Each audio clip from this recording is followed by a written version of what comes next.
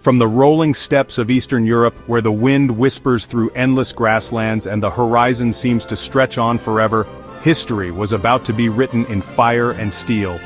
These vast plains, silent witnesses to centuries of migration and conquest, would soon echo with the thunder of armies on the march.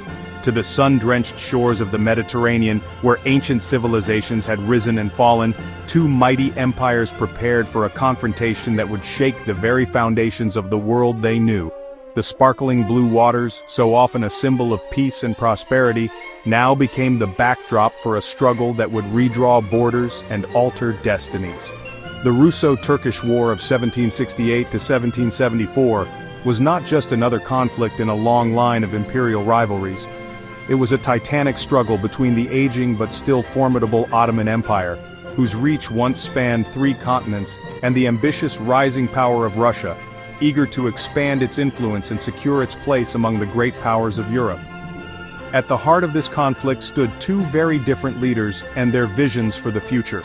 On one side, the Ottoman sultans, determined to defend their empire's honor and territory against encroaching threats.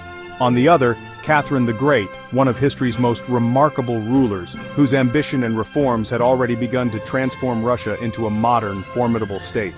Under her guidance, Russia's armies were better trained, better equipped, and more determined than ever to push southward. This was a war for dominance, a war for territory, a war for the future. The stakes were nothing less than control over the Black Sea, access to vital trade routes, and the fate of millions living in the contested borderlands. Battles raged across rivers and plains, with both sides unleashing their full military might in desperate attempts to gain the upper hand. This wasn't just some distant border skirmish easily forgotten in the annals of history. For those who lived through it, the war brought fear, uncertainty, and upheaval. Entire communities were uprooted, cities besieged, and families torn apart as the conflict swept across the land. The echoes of cannon fire and the clash of swords would haunt survivors for generations. The outcome of this war would have repercussions that echoed down the centuries, influencing the fate of nations and the lives of millions. The treaties signed at its conclusion would redraw the map of Europe and the Middle East, setting the stage for future conflicts and alliances. The balance of power shifted, and the world watched as new realities took shape. It was a clash of civilizations, a meeting point of East and West where cultures, religions, and ambitions collided. The legacy of the Russo-Turkish War is still felt today, in the borders that remain, the cities that flourished or fell, and the enduring tension between empires old and new. This was more than a battle for land. It was a turning point in the story of Europe and the world. Imagine, if you will, the Ottoman Empire at its zenith. Picture a world where the crescent moon flag fluttered over 3 continents, where the sultans ruled with absolute authority from their opulent palaces, and where the very name Ottoman inspired awe and fear in equal measure. The empire was a tapestry of cultures, languages, and religions, woven together under the watchful eyes of the sultans and their viziers. In the bustling markets of Istanbul, traders from Venice, Cairo, and Samarkand mingled, exchanging silks, spices, and stories. The call to prayer echoed over grand cities, and the empire's influence reached far beyond its borders, shaping the course of history in Europe, Asia, and Africa. A vast realm stretching from the gates of Vienna to the Persian Gulf, from the sands of North Africa to the snow-capped peaks of the Caucasus Mountains. The empire's reach was so extensive that it was said the sun never set on Ottoman lands. Its borders touched the heart of Europe, the deserts of Arabia, and the shores of the Mediterranean. The Ottomans controlled vital trade routes, connecting east and west, and their armies stood as guardians of this immense domain. For centuries, the Ottomans had been a byword for military might and cultural splendor. Their armies, clad in brilliant uniforms and armed with the latest weaponry, marched in disciplined ranks. The Janissaries, elite soldiers trained from childhood, were the backbone of Ottoman power, feared by their enemies and respected by their allies. But the empire was not just about war. It was a center of art, science, and learning. Scholars translated ancient texts, architects designed breathtaking mosques and palaces, and poets composed verses that are still celebrated today. The Ottomans fostered a vibrant culture, blending influences from Persia, Arabia, Byzantium, and beyond. Their cities were alive with music, color, and innovation.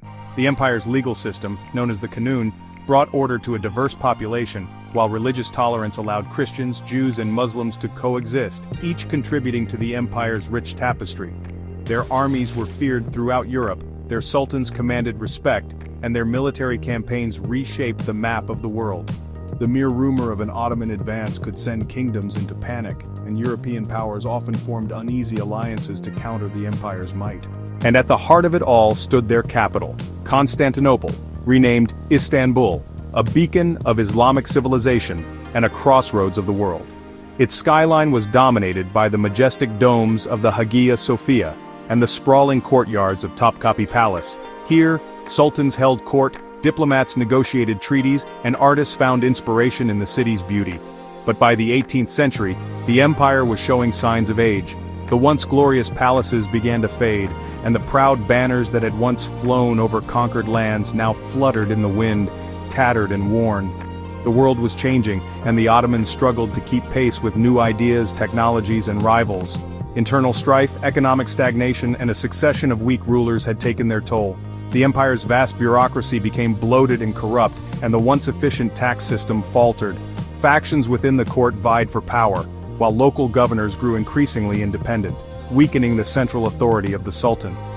Meanwhile, Europe was changing rapidly. New ideas from the Enlightenment, advances in science and technology, and the rise of powerful nation-states left the Ottomans at a disadvantage. Trade routes shifted, and European merchants began to outcompete their Ottoman counterparts. The empire, once at the center of global commerce, now found itself on the periphery. The once invincible Ottoman armies had suffered a string of defeats, their reputation tarnished by losses on the battlefield. The Janissaries, once the pride of the empire, became unruly and resistant to reform, further weakening the military's effectiveness. The empire's grip on its vast territories was beginning to weaken. Provinces that had long been loyal now chafed under Ottoman rule, and nationalist movements began to stir. Fortresses that once stood as symbols of strength now crumbled, and the empire's borders slowly receded. The Ottomans were like an aging lion, still dangerous but no longer the undisputed king of the jungle. The world watched as the empire struggled to adapt, its former glory fading but its legacy enduring, a reminder of a time when the Ottoman roar echoed across continents. Meanwhile, in the vast and often frozen lands of the north, a formidable new power was beginning to stir. Russia, long seen by its European neighbors as a distant and mysterious land, was awakening from centuries of isolation. The world was about to witness the rise of a nation that would forever alter the balance of power in Europe and beyond. At the heart of this transformation was Tsar Peter the Great, a visionary ruler whose ambition knew no bounds. Ascending to the throne at the end of the 17th century, Peter was determined to drag Russia into the modern age. He traveled incognito across Europe, learning about shipbuilding, military tactics, and the latest technologies. Upon his return, he set about reforming nearly every aspect of Russian society, from the military to the government, and even the way his subjects dressed and spoke. Under Peter's relentless drive, Russia built a powerful, modern army and a formidable navy from scratch. He expanded Russian territory westward, fighting wars against Sweden and the Ottoman Empire, and secured access to the Baltic Sea. There, on the windswept marshes, he founded St. Petersburg, a city designed to be Russia's window to the west. With its grand palaces and wide boulevards, St. Petersburg symbolized Peter's vision of a new, outward-looking Russia, eager to engage with the world. After Peter's death, his legacy endured, but it was under Catherine the Great, who ascended the throne in 1762, that Russia's ambitions reached new heights. Catherine, a German princess by birth, was a shrewd and charismatic leader. She embraced Enlightenment ideas, corresponded with Europe's greatest thinkers, and sought to modernize Russia's administration and culture. Yet beneath her cultured exterior, Catherine was every bit as ambitious and ruthless as Peter, determined to secure Russia's place among the great powers of Europe. Catherine's reign was marked by bold reforms and even bolder conquests. She expanded the empire's borders south and west, bringing millions of new subjects under Russian rule. Her court became a center of art, science, and political intrigue, rivaling the great capitals of Europe. But Catherine's ambitions were not limited to culture and reform.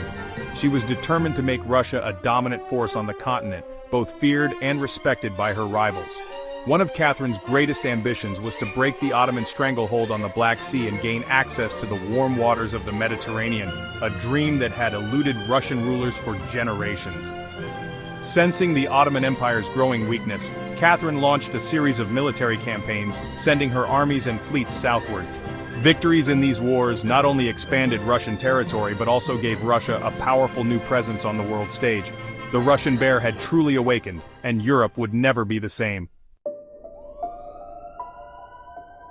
The stage was set for a clash of empires.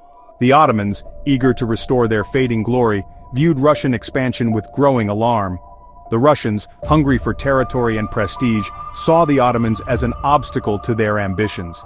Tensions between the two empires ran high, fueled by territorial disputes, religious differences, and political intrigue.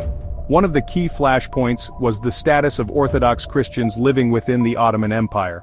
Russia, as the self-proclaimed protector of Orthodox Christianity, used this issue to stir up trouble and undermine Ottoman authority. Russian agents encouraged unrest among the Orthodox population, promising them liberation from Ottoman rule. In 1768, the simmering tensions finally boiled over. A group of Cossacks, irregular cavalrymen in the service of Russia, crossed into Ottoman territory and attacked the town of Balta in modern-day Ukraine. The Cossacks claimed that they were pursuing Polish rebels, but the Ottomans saw the incident as a deliberate provocation by Russia. The Ottoman Sultan, Mustafa III, pressured by his advisors and outraged by the Cossack raid, declared war on Russia. The die was cast. Two empires with centuries of history and rivalry behind them were locked in a fight to the finish.